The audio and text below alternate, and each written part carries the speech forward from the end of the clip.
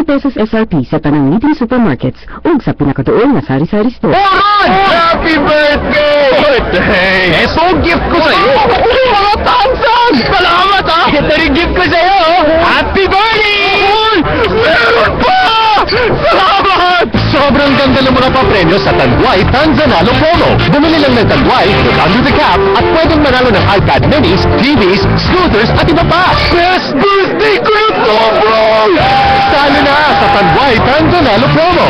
Pwede manalo ng Gmail na pad kapag nabuo ang salitang Tanduay gamit ang mga tansan. Kaya bili na! See posters for details. Per DOHDFA permit number 1008, series of 2013. From July 1 to September 30, 2013 only. Drink responsibly. DXIC RMN. Ang musunod na programa ay lumaki usa ka binaya. Ang mga pulong una-una na pagkaluwatan sa lumalabing, iyan lamang ug wala labot ang mga kawanin ug lumalabing sibihan RMN illegal. Sa musunod nga pila ka grupo atong mabatang usa ka tulumanon nga maghisgot alang sa kalambuan sa pinangga-ang dakbayan. Pag-un iligan. Pag-un iligan. Tulumanon nga dito magbugna aron kitang tanan masayop sa mga panghitabo. Panlantaw o kalihukan diha sa lokal nga pagagamahanan. Pag-un iligan. O karon, ani ang inyong higala sa kahanginan, the last Boy Scout, kagawad sa Barangay Palao, Noli Pardelio.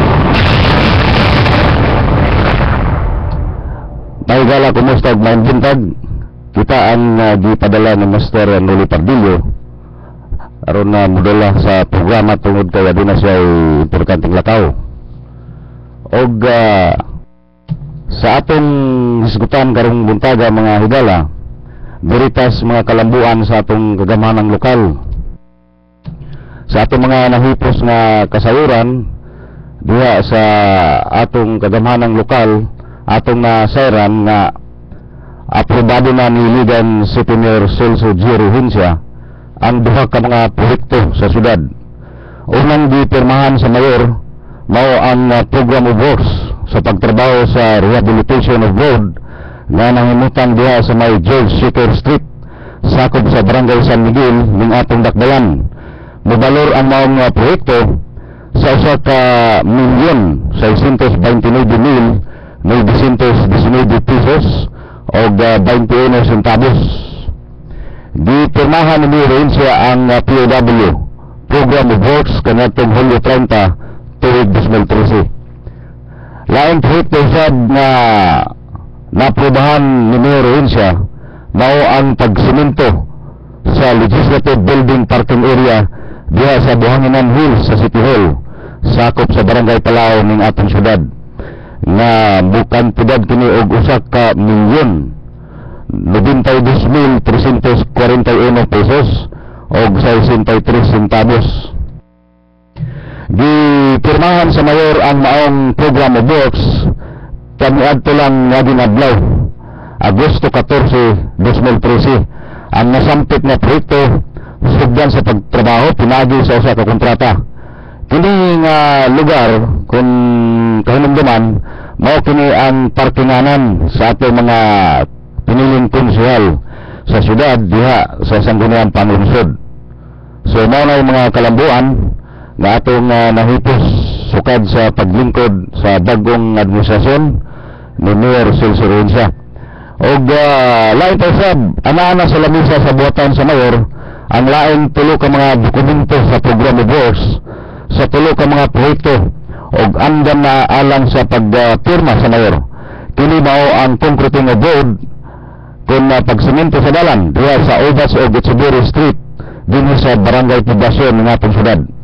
Kini mo balor ngadto sa usa ka milyon 235,600 ka pesos. Lain usab mao ang construction sa Iligan City Teachers Hall sa City Central Compound diha sa Barangay Mayahay ning atong dakbayan nga mobalor usab kini og 342,300 pesos. Ikatulong nakatakdang proyekto mao ang katukuran sa usa ka waiting shed didto sa Angelo G. Medina Memorial School sa Barangay Santa Elena nga nagkantidad og 138,600 ka pesos. So mo na mga kalambuan nga atong nahipos diha sa atong lokal nga kagamanan nga mahatag og serbisyo pinagi sa mga proyekto ngadto sa katawhan sa dakbayan sa Iligan.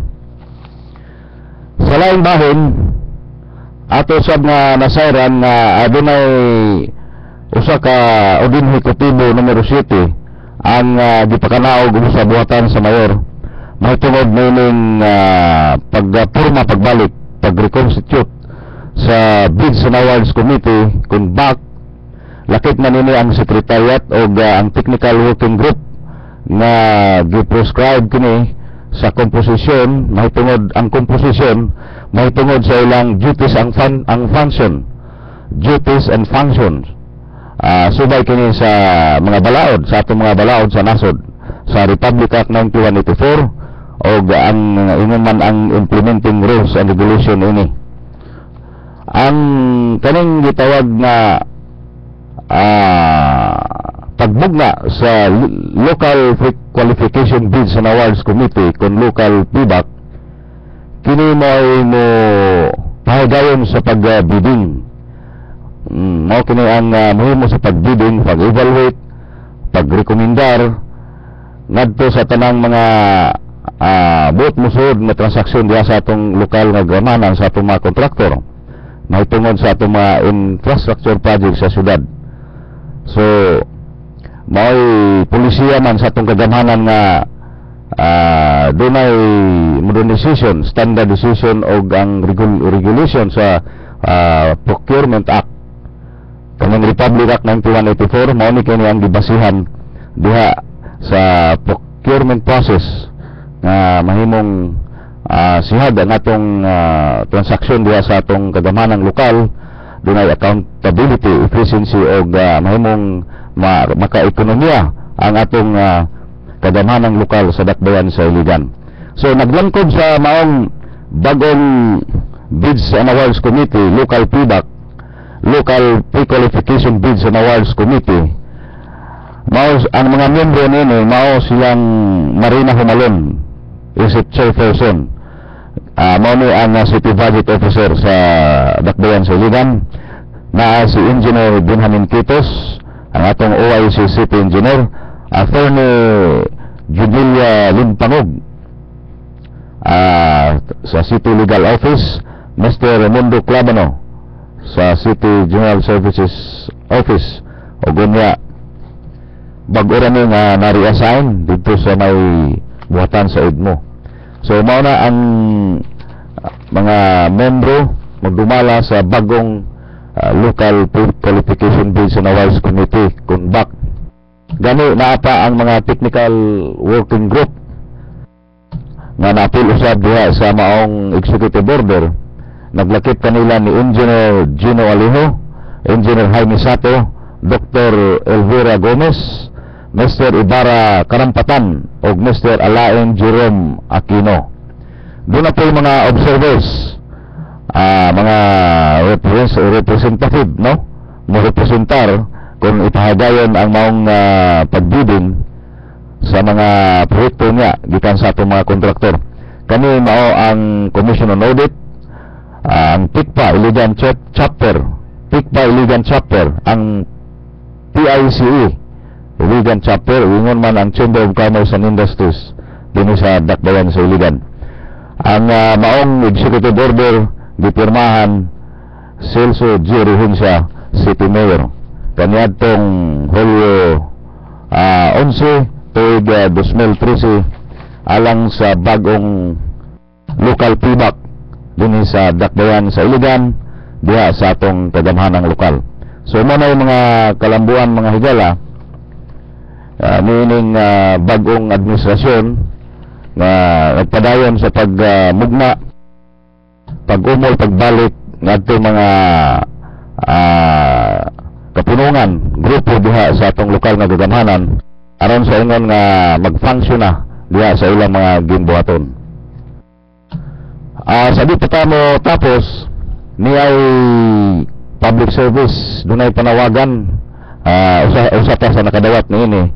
Nag-awhag ang buhatan sa kasanihan ang atong City Health Office nga ug mga adlaw adlong Sabado, Agosto 17 tuig 2013, alas 8 sa buntag, adunay panagtigom nga paghahimuon diha sa Barangay Hall, sa Barangay Suarez Barangay Hall. Ang nagpirma diay nini mao man ang kapitan diha, no, sa Barangay Suarez, may nag-imbitar sa kaning meeting ugma.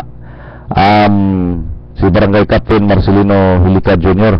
Ang agenda sa maong meeting ug mga adlaw Sabado, alas 8 sa buntag diha sa Suarez Barangay Hall, mao ang mahitungod sa chikungunya o dengue awareness na ang mupahigayon sa dumala sa maong tigo, mao ang mga tinugyanan sa City Health, mga tinugyanan sa City Health Office. Kay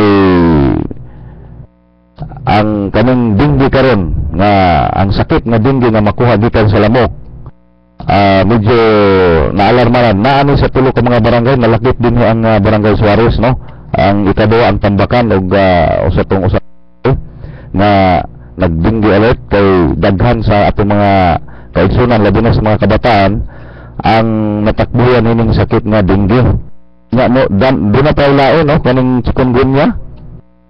Mao po ni ang laing sakit nga makuha gyapon gikan sa lamok. So doon na mga pamaagi giplano sa City Health Office aron kini pusgayon, no, pakdanon kining mga lamok nga mo naghatag og sakit sa dengue o kaning bagyo karon. Mahinungdan na mahimo sila og public awareness diya sa Barangay Suarez og mga adlaw. So atong gihangyo ang tanang mga zone president sa 48 ka mga zona diya sa Barangay Suarez nga muapil sila nini nga kaluyukan. Lakip na katong dili mga zone president. Ay ang pinaka-bottom line ani manglimpyo naman ta diya sa atong palibot. Pangitaon tong asa nagpuyo ng mga lamok, dayon limpyuhan og pusgayon. Darong gitawag nila nga kuan, search and destroy. Mo na kuan sa City Health Office. So manghinaot nga ato ning tabangan kay ubay-ubay na sa Barangay Suarez, daghan na sa mga kabataan nato ang natakbuyan ining sakit na dengue. Gani di na pay mga nakalang sa kinabuhi. Kasagaran ra ba mga kabataan kana mga naa sa elementarya, may dali ra kayo mataptan ining sakit na dengue. So atong ipanginaot nga pakusgan pa sa atong mga tinugyanan diha sa City Health Office kining kampanya nila batok sa sakit na dengue nga makuha gikan sa lamok. So wala tayo panahon mga igsoon dinhi sa atong tulumanon Bagong Iligan, sa ngalan ni Sir Noli Pandillo, kini ninyong higala Real Cruz May Buntag. Salamat. Maukadto ang Bagong Iligan. Bagong Iligan, atong dakong katunod nga masayod sa kabatuoran. Hangtod sa sunod na panag-uban sa Bagong Iligan. Daghang salamat sa inyong pagpulina.